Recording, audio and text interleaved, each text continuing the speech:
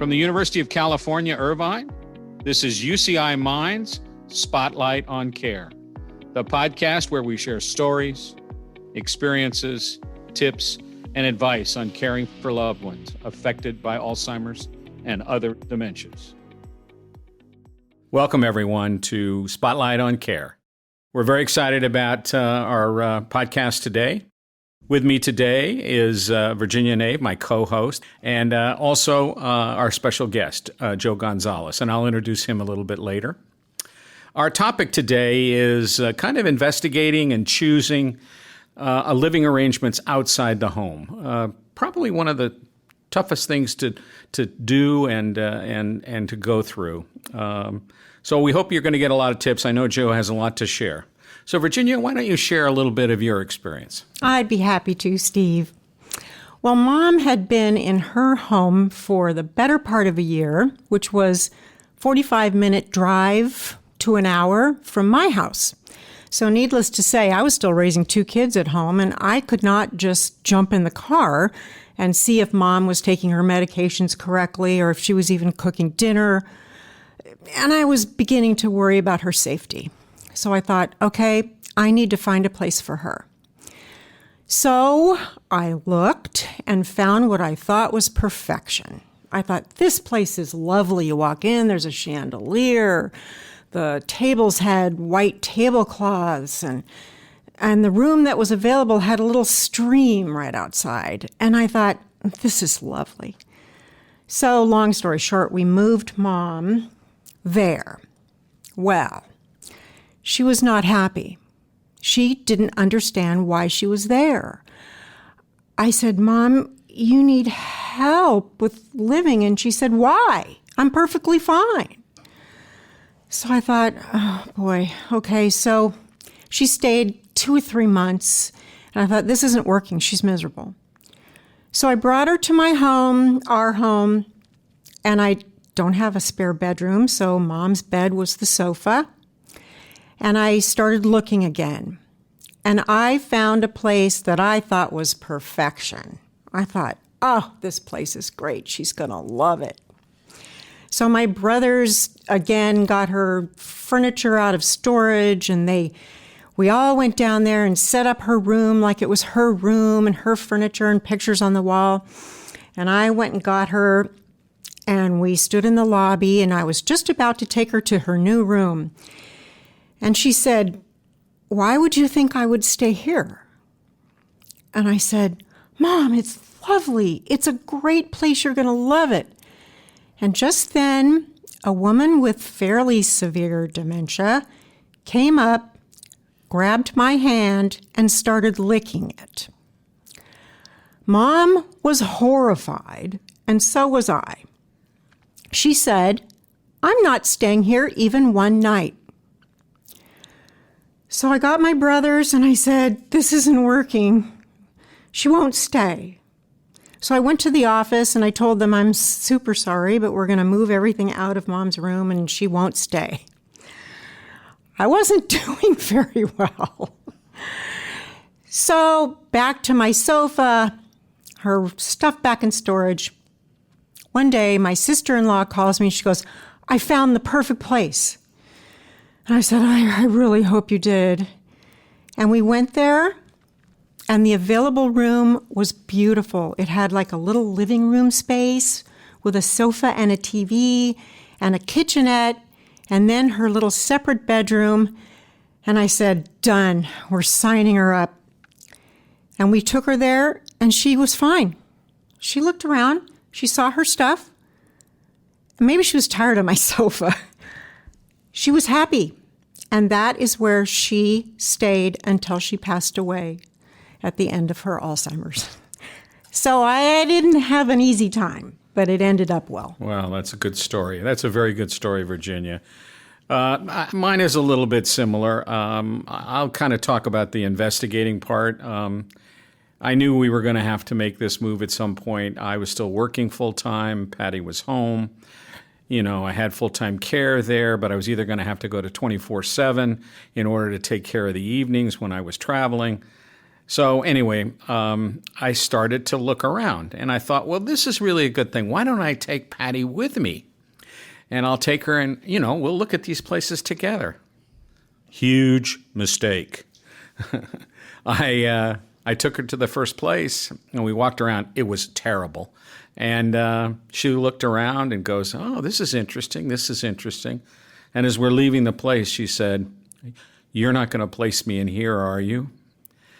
So I learned two lessons. One, check a lot of places out. And two, make sure you don't take your wife or your loved one with you when you're evaluating properties.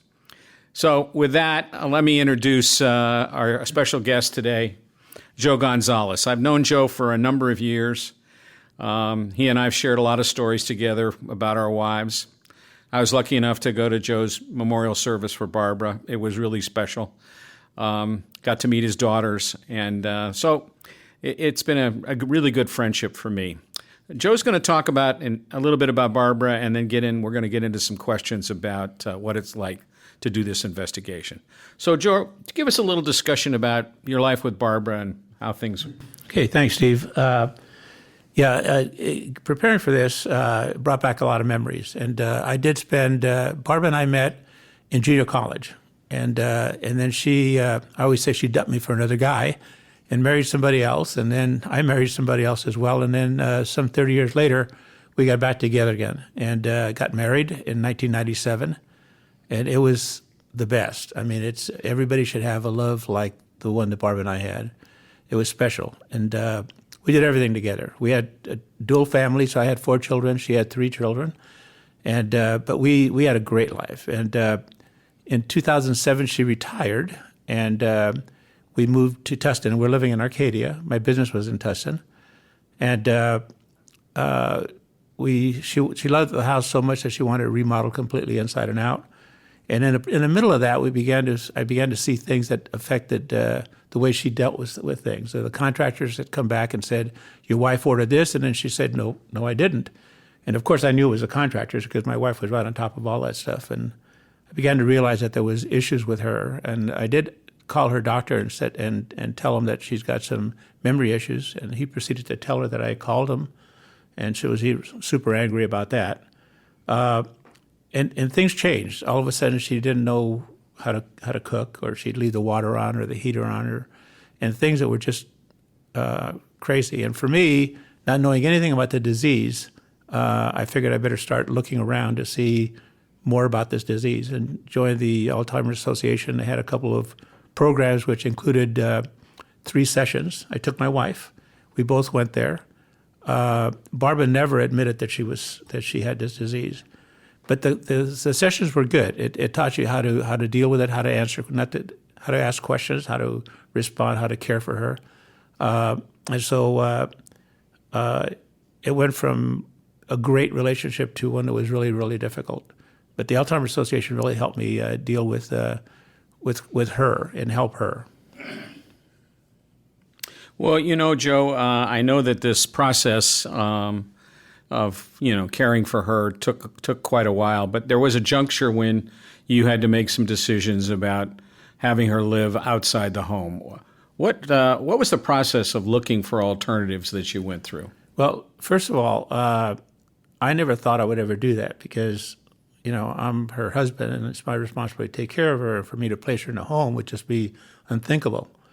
But when things started happening at the house where her safety was in question, then I went ahead and started to look around at various different places. And without knowing anything at all about that, I looked at Google memory care facilities, and friends gave me information about various different places to go visit. And I made a list of 15 to 17 different places and started on my task of visiting those sites. I didn't take Barbara with me, but I did visit those sites. And after visiting the first couple of sites, I realized that I didn't like them, but I realized that the sites weren't for me. And I think that's a distinction that you have to make, is that when you're looking for sites, it's not a site for you, it's a site for your loved one. And that was a big change for me, because I started looking at places with a different eye. I saw one place I was earlier about one place I went to that was phenomenal.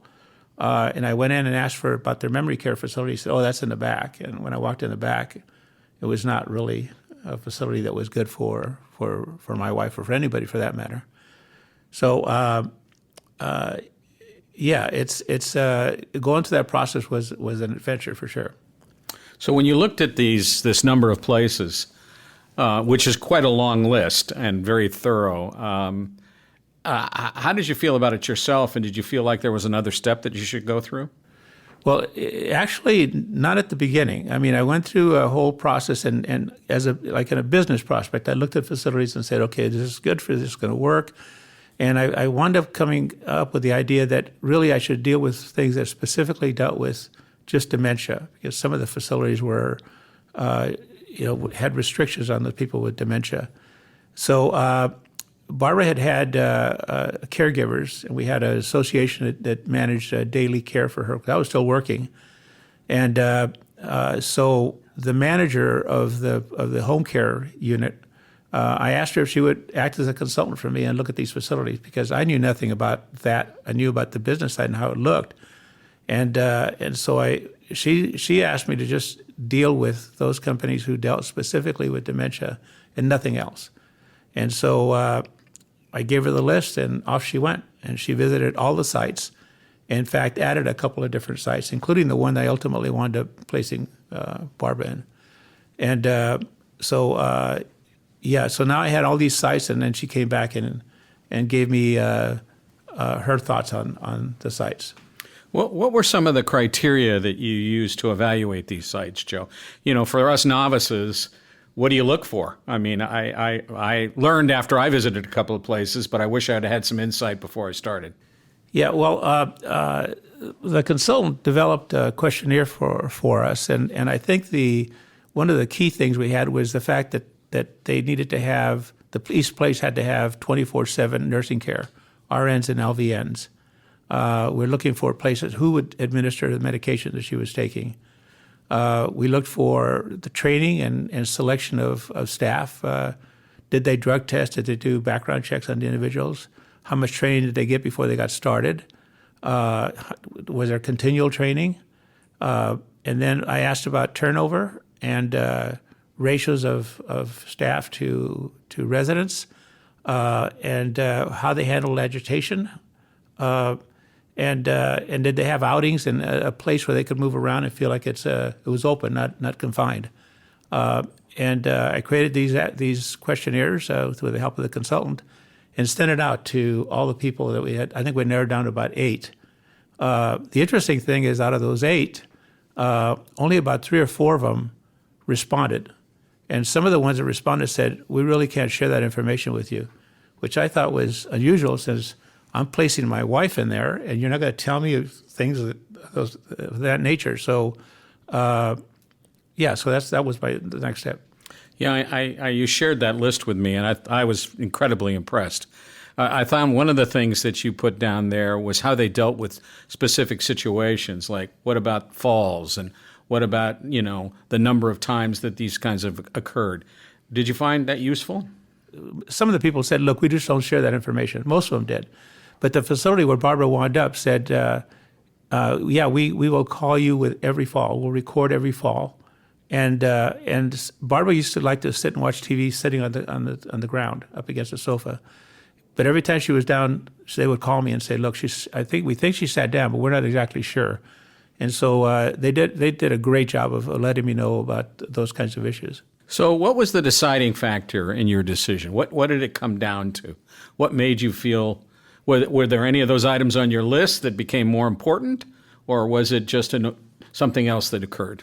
Actually, certainly the list was important. I mean, I sent the questionnaire to all of these facilities, and the one I picked, by the time I got home, I had a response.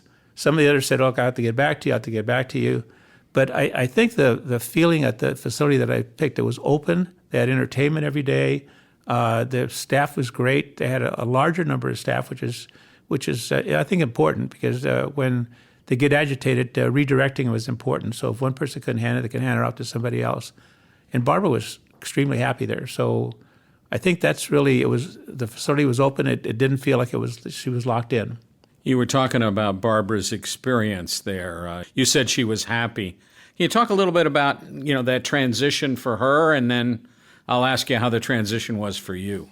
We had a caregiver, and the caregiver at home would take Barbara once or twice a week to the facility. And when I got home from work, Barbara would say, "Gosh, I went to a great place today," and she would help there. So when she moved in there, we did the same thing. We created pictures and all things to make her room be like home for her. And I took her the one day, and she walked in, and I left, and then I couldn't go back for another 10 to 14 days. That was her suggestion. But she loved it. I mean, she was happy. She happier than she was with me at home. And she was, it had flowers. She worked on flowers. She worked on cooking. She made the rounds. She thought she worked there. Barbara thought she worked there. And so it was great. In fact, she asked the manager if she could get a raise she was working really hard. But she would make the rounds with all the nurses, and she'd interview. In fact, there was one time where she had an individual come in and looking for the facility, and she gave the guy a tour of the facility, and then somebody said, the guy said, I work with Barbara, and he said, well, yeah, she's actually a resident here. So yeah, it was awesome for her. That makes all the difference in the world, doesn't it? That if you know your loved one is happy where they're at and they're making that adjustment. I wish mine was as easy, but so how was it for you, Joe? It was the worst day of my life doing that. It was, aside from the fact that I felt guilt that I wasn't capable of taking care of my wife, I took her on a Friday, the 26th of December, and I came back that next day and was just crushed that evening. And I got up the next morning and get in my car to go pick her up. I said, okay, what I did was wrong. And so I remember them saying, look, give it 10 to 14 days. So I figured, well, I'll go ahead and honor that. And but it was brutal. And although the facility called me every day, twice a day, and said how she's doing, what time she went to bed, how well she's doing, how happy she is. And so it made me feel better. And then I went to see her. The very first time I went to see her, she gave me a big hug and talked to me as if we saw each other every day. She'd ask me every time I leave, what time do you come home from work? I said, about 5. She said, okay, I'm going to make a really nice dinner for us tonight. And that was, and so it was great. She loved it. It was hard for me. But one of the things in this selection process that I didn't mention earlier is that when I'm talking about facilities that only deal in dementia, dementia has so many different stages. And I think that the facility we had all these stages in line. Barbara, dealing with somebody with Barbara was so well functioning, all the way to the very time when she was at the very end. And these individuals at the staff were all trained to deal with these people at various different times. And so it was rather than just saying they're either here or there. And I mentioned nurses the other day earlier. And one of the things about nurses is that if something happened and you didn't have nurses, you had to call 911. And with nurses on staff, they were able to resolve issues, even the minor issues, without having to call 911 or have her moved out of the facility. Yeah, I remember that as well. That was a very comforting thing for me when something went wrong. They had an opinion, they gave you advice, they called you to check to make sure you were okay with it. But I felt like, oh, okay, somebody else is on top of things. It made me feel very comfortable. So a little bit more on maybe this guilt thing that you felt. How deep was that, and how long did it last? Well, it was awful. I mean, it's. I even went to. It lasted a while. I wound up. My doctor suggested I go to a psychologist, which I dead against because, of course, that doesn't work. Not for me. It's not going to work. So, but I did find a psychologist. I'm still seeing her to this day. So, it took a while for her to say that the placing her in a facility was actually the best thing for her. And I was still taking care of her by doing that because I was providing the best care for her. But it took me a while. It took me, I'm going to say, a good six months or so to get by that. But she was so happy. I mean, and she recognized me till the very end. So she That's never, terrific. Which was different than it was at home. So yeah, it was the guilt was awful. I mean, it took. I just thought I had failed in my duty as her husband. Why do you think? Why do you think some of us feel that guilt?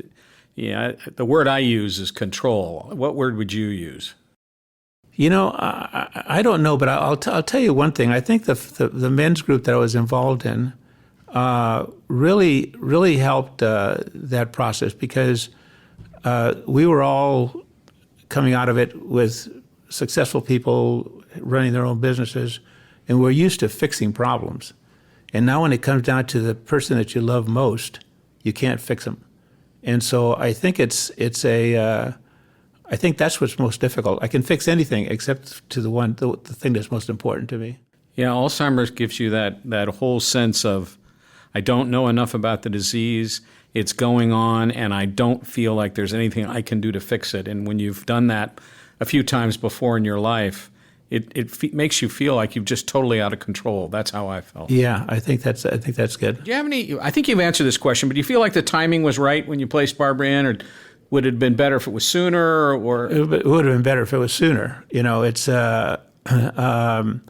my daughter, my kids would say, "When are you going to do something about Barbara?" And I'd say, "Well, I'm waiting for a crisis." And they said, "Well, how many crises do you want? You've had like 6 or 7 of them already. They're major." And I remember going this facility I selected. When I sat with the manager, she's asked me, "Have you thought about when it's time for you to make the decision?" I said, "Yeah, I have thought about it."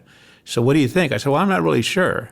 And she said, "The fact that you're sitting here across from me means you should have made the decision 3 or 4 months before." And I think she was right. I think we all wait too long. And there was a couple of issues where Barbara could have gotten hurt just turning and walking across the street, and could have got hit by a car. So it's just, I think it becomes I don't know if it's an ego thing or selfish thing or whatever, but you just don't want to let go. And you've got to find a place that's actually safe for her. Yeah, that issue about giving up control yourself to somebody else. I remember Patty getting lost, and that was a turning point for me. I knew, the caregiver that was filling in for me showed up 10 minutes late. I had left. I figured, hey, no big deal. Bam, she was out the door. She's taking the dog for a walk. She got lost. The police found her, fortunately. Scared the heck out of me. Yeah, I had the house alarmed. So every time they opened the door, it would ring me, tell me what door was open. I had cameras in the house because I was still working. I could see her all the time, and it just was. But you turn your back, and they're gone. And they're lost, and they don't know where they are. And even though we think, well, of course you're right down the street, they don't think that. They're actually lost. They don't know where they're at. If you had to look back at your criteria again, all of those things that you put together, is there anything that you look at now and say, that one really comes to the top now after the fact? Anything change in your mind? Gosh, I was so happy with the facility we picked that there really isn't much. I do think that one of the things I learned is that I think the hospice process, I could have done a better job with that. I didn't realize they had hospice at the facility. I didn't realize that I could actually get hospice outside hospice and interview those the same way to look for facilities. I think that would have helped. Not that they didn't do a good job with her, but it just felt like there might have been other things with that might have worked better. Well, that's a good comment. I was lucky enough to interview a few places for hospice, and I ended up choosing an outside firm. Yeah. And I felt really good about it. Sometimes hospice is short, and sometimes it's not so short with memory problems. Yeah. How long was Barbara's hospice experience? 1.5 years. A year and a half? How did you feel about that? I actually felt that they were milking Medicare, because I just it just didn't seem like anything was helping. I mean, it was just they did come in and give her a shower every 2 or 3 days and did those kinds of things, but I didn't see. What was most helpful for me was the facility's monthly plan of how Barbara was being cared for. So I wasn't thrilled with hospice. Talk about the facility's monthly plan. You just brought that up. What kind of interaction did you have with the facility about what was going on with Barbara? They had a monthly meeting with a plan with all of their staff, specifically for Barbara. And I was invited to those after they met with the plan, and we discussed the plan and where they thought she was and what they thought the next steps were, and asked for my advice on those kinds of things, or my approval, not necessarily advice. And so it was every month. So it was great for me to see the progression of. I never realized that Barbara was going to deteriorate the way she did. I just didn't know enough about that. I saw other people that were deteriorating in the building, but I thought, well, that's not going to be Barb, but it was. So I think the plan was great for them to keep me posted on what her progress was. So that's another good tip if you're looking at communities. Find out what the reporting system is. Find out what the interaction is after your loved one enters a facility in a community. How much give and take are you going to have? What kind of advice and counsel are you going to get?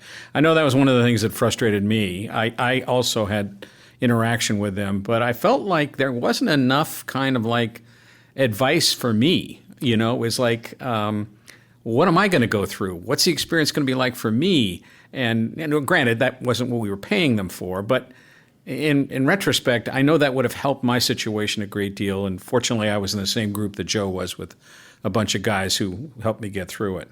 When you're talking about that, Barbara had her own kids, and we had some complications with that. But what helped me was keeping in mind that Barbara was the most important. She was the most important. And when we found a facility, we found it at a place that was best for Barb. And the rest of us would have just to suck it up and just figure out a way to get to her. But it's whenever you have any noise from any detractors who are all trying to help, you got to think Barbara's the most important thing. Barbara's the most, and that kind of keeps you focused. It wasn't until I joined the men's group that Steve, you and I were in, that really I got help from me.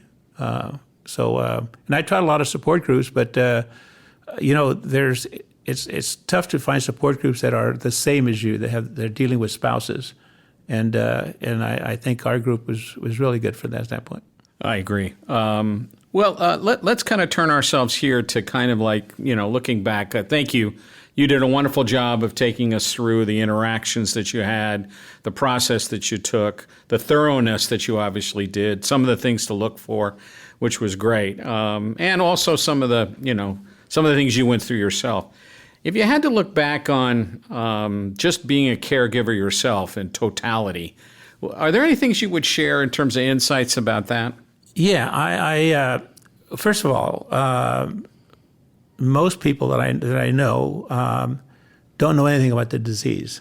So the first thing is get yourself armed with as much knowledge as you can about the disease. I thought the Alzheimer's Association was phenomenal in that, because they said things like, don't ask her, God, don't you remember yesterday we were here? Because she doesn't remember that. And just to realize that when she gets agitated, you just got to kind of settle back and let her go through the process and then come back. And I think that the Alzheimer's Association had great insight, and I think find yourself a support group and talk to people who have been through the process. Support groups are just phenomenal. Ours was the best. I mean, I went to a number of them. Ours was great. And then talk to everybody you can talk to about it. The more information you get, the better decisions you can make, especially when you're talking about a topic that, first of all, you're not a medical person, and secondly, you know nothing about the disease, and you've got to make decisions for this person who can't make decisions on her own. How did you feel being a primary caregiver? I never really got angry. It was... Well, you seem pretty calm. I've always known you to be pretty calm, but maybe there's another side to you. I think the interesting thing was I was still working, and when I placed Barbara, after about 3 or 4 months I placed Barbara, the people at work said, welcome back. I said, I'm here every day. He said, yeah, you're not really here every day. So I think it's... you just have to keep focus on the fact that when she's afraid of something or when she's agitated about something, it's because it's really real in her mind. And so if you just write it out, it's, I get home from work, she'd have her clothes packed and she said, I'm ready to go home. Or she'd say, I said, I got to go home. And I said, well, honey, we can't go home now. It's too late. She says, I can't stay here. My parents won't let me spend the night with you. So, I had to, I had to say, well, I just talked to your mom, and she said it was okay. She said, I bet my dad didn't say it was okay. So, and there were times where I walked into the bedroom and started getting changed. I said, Dad, you guys get changed in front of me? I said, oh, no, I'm going to be in the other room. And then I'd go to the other room, and then an hour or so later, she'd come over and say, what are you doing here? So I said, oh, I just, I got lost. So, yeah, there's... A level of patience that you had to acquire is another prerequisite for us all to remember. And I think you also talked about something really critical, this idea of focus on her. I know that, we tend to internalize and our ego tends to take over sometimes, but the idea of remembering your job is to care for your loved one. And that's the most important thing. If you can get that in your head, the process becomes... Nothing else is important. The noise is not important. It's just all about her. And, with 2 families and 2 daughters, I had a lot of suggestions from her daughters about things. And so, and I checked them all out, but Barbara was the most important thing. That's a great place to end, Joe. We all need to be diligent in dealing with a loved one from the beginning of the disease all the way through their passing. It's a journey. We all talk about it as a journey. Well, Joe, I want to thank you again so much for taking your time and coming and participating in our podcast today. Your insights were spectacular.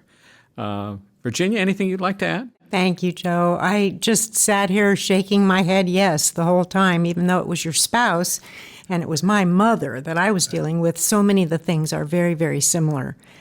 And I think you did a great job. Well, thanks for including me in this. It's really the place I want to be, and the ability to help other people who've gone through this. If this helps, I'm happy about it. I guarantee that people will really love what you had to say, Joe. Right. Thank you. So thank you, everybody, for listening into this podcast. Please sign up, find out about new podcasts that are coming in the future. Thanks again for your listening. We really appreciate it. Spotlight on Care is produced by the University of California, Irvine Institute for Memory Impairments and Neurological Disorders, UCI Mind. Interviews focus on personal caregiving journeys and may not represent the views of UCI Mind. Individuals concerned about cognitive disorders, prevention, or treatment should seek expert diagnosis and care. Please subscribe to the Spotlight on Care podcast wherever you listen. For more information, visit mind.uci.edu.